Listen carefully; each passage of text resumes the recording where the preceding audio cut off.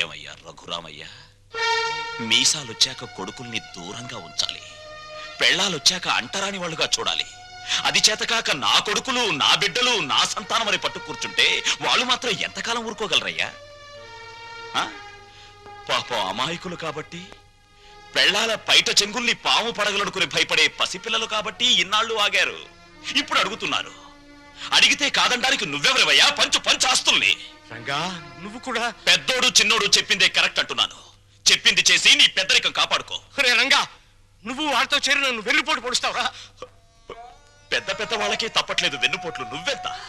ఇప్పుడు నువ్వు ఆస్తి పంచకపోతే రేపు నీ కొడుకుల మాటల పోట్లు, కోడళ్ల చేతి పోట్లు, కోర్టుల నోటీస్ పోట్లు, పోట్లు అన్ని పోట్లే. జాగ్రత్త.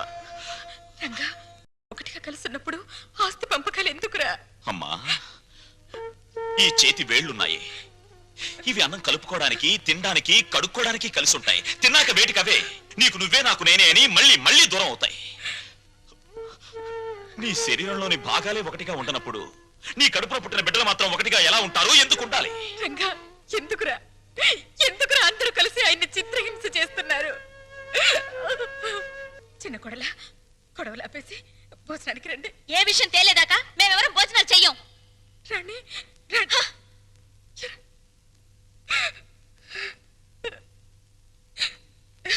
ఏమండి, ఎందుకండి ఈ పట్టుదలలు?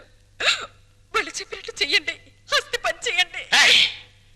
పెళ్ళ మాటలు వినడానికి నేను నీ కొడుకులా చావటాను. కానీ ఏమండి, వాళ్ళ మాట వినండి. మనకు పెళ్ళయ్యాక నేను అడిగే మొదటి కోరిక, చివరి కోరిక ఇదేనండి. ఆస్తి పంచలేదన్న కోపంతో రేపు నేను చచ్చాక నాకు తలకొరవ పెట్టకపోతే అది ఎంత బాధో ఆలోచించండి. వాళ్ళు మనిషిని, నువ్వు మనసుని చంపుతున్నారే. వద్దు, నాకు ఈ దరిద్రం వద్దు. వద్దు. అందరూ వినండి, నేను నా ఆస్తిని నా కొడుకులకి పంచుతున్నాను. నిజానికి నా ఆస్తిని 3 భాగాలు చేయాలి. 2 భాగాలు నా కొడుకులకి, 1 భాగం నాకు, నా భార్యకి. పేపర్లు తెచ్చుకోండి. ఈ ఆస్తి మొత్తం పంచేస్తాను. కానీ ఒక్క విషయం, నా భాగం కూడా నా కొడుకులిద్దరికి దానం చేస్తున్నాను. ఎందుకో తెలుసా? వాళ్ళు ఆస్తి లేకపోతే బతకలేని చవటాలు గనక. మీ భాగం పంచడానికి వీల్లేదు. అది నా ఇష్టం రా. ఆ ఆవేశంలో తొందరపడుతున్నావు. బతికున్నంత కాలం బిడ్డలపై ఆధారపడి ఉండాలి. కాకి ఎంగిలి విసురుతారు, కుక్క కన్నం పెడతారు గాని ఆస్తి లేని తల్లిదండ్రులకు ఖాళీ కంచ కూడా వాసం చూపించరు. ఏరా, ఇప్పుడు నీతులు చెప్తున్నావా? ఇందాక నాకు, ఇప్పుడు నా కొడుకులకి వెన్నుపోటు పొడుస్తున్నావా? రే, పంపకాలు పూర్తయ్యేదాకా నువ్వు లోపలికి వస్తే నువ్వు చంపుకు తినంత ఒట్టు. పో బయటికి. పోతాను. కానీ నేనేం చెప్పాను, ఎందుకు చెప్పానో కాస్త ఆలోచించుకో. ఇంతకీ మీ ఆస్తుల పంపకం ఎలా జరిగింది? మా తమ్ముడు బిజినెస్ చేసుకుంటాను, నా వాటా నాకు ఇచ్చేయండి అంటేను మా నాన్నగారు ఉన్న డబ్బంతా మా తమ్ముడికి ఇచ్చేసి నా వాటాగా లంకంత కొంప నాకు ఇచ్చారు. చేతిలో చిల్లుగవ్వ లేకుండా అంత పెద్ద కొంప నేనేం చేసుకుంటాను చెప్పండి. అందుకని మీరు మా నాన్నగారు నన్ను ఇల్లరకం పంపించమని అడిగారు కదా. అవును. మీరు ఓకే అన్నారంటే వెంటనే మీ ఇంటికి ఇల్లరకం అల్లుడి కింద వచ్చేస్తాను. అయితే నువ్వు ఇక్కడికి ఇల్లరికం వచ్చేస్తే మీ అమ్మ నాన్న ఆ ఇంట్లోనే ఉండిపోతారన్నమాట. అదెలా కుదురుతుందండి? ఆ ఇల్లు నా వాటాకు వచ్చింది, నా ఇష్టం. నేను ఎవరికైనా అద్దెకిచ్చేసుకుంటాను. మా అమ్మా నాన్న వాళ్ళ దారిని వాళ్ళు పోతారు. డ్రైవర్, కారాపు. దిగు. కారు దిగు.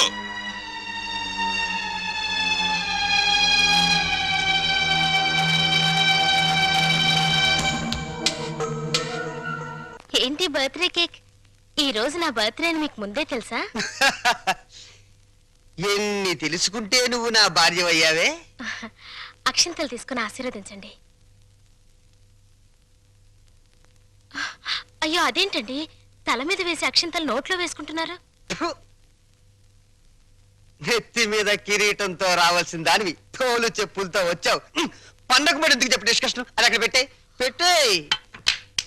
Happy birthday to you, happy birthday to you. Sorry darling, sorry రా. అయ్యో అయినా కేక్ కట్ చేసిన తర్వాత కదా నేను పాట పాడాలి, ముందే పాడేశాను. అన్నీ తప్పులే. చీ చీ చీ చీ. దా జాగ్రత్తగా రా. రా నాన్న, కత్తి తీసుకో. రెడీ 1 2 3. చీ చీ చీ చీ. మళ్ళీ తప్పు చేసే. పీకలు కట్ చేయవలసిన కత్తితో కేకులు కట్ చేస్తే చండాలంగా ఉంటుంది, వెరైటీగా ఉంటుంది. నోరు తెరవమ్మా, నోట్లో పెడతాను. తెరవే. సారీరా, సారీ. అవును, నీ పుట్టినరోజని మీ నాన్నకి తెలుసా? తెలుసు. తెలుసు. నీ పుట్టినరోజని తెలుసు, కానీ మన ఇద్దరికి బట్టలు పంపించాలని తెలీదు. నీకు గిఫ్ట్ గా కిలో బంగారం పంపించాలని తెలీదు. నాకు సంచి నిండా డబ్బులు పంపించాలని తెలీదు. ఫు, ఛీ! వాడికి డబ్బు మాత్రం పెరిగింది, బుద్ధి మాత్రం పెరగలేదు. లేదు. ఆహా, కారు హారను, మహారాజశ్రీ మా మామగారి car horn. AR Rahman music లా ఎంత కమ్మగా ఉంది. లల్లు లల్లు త్వరగా పదవే, మీ నాన్న మనకి గిఫ్ట్ పంపించుంటున్నాడు. పద పద పద పద. అమ్మాయి గారు, నాన్నగారు మీ బర్త్డేకి బహుమానం ఇచ్చిరామన్నారమ్మా. ఈ గోల్డ్ కార్ లో పంపించి మిగతా ఎన్ని లారీల్లో పంపిస్తున్నాడా? లేదండి, ఇది ఒక్కటే. ఒక్కటే పంపించాడు. పోరా పోరా. ఛీ! ఇదేంటి కదులుతోంది? కారు బాంబు టైపులో మీ బాబు ఏమన్నా పార్సిల్ బాంబు పంపాడా? విప్పు విప్పు. ఆ ఆ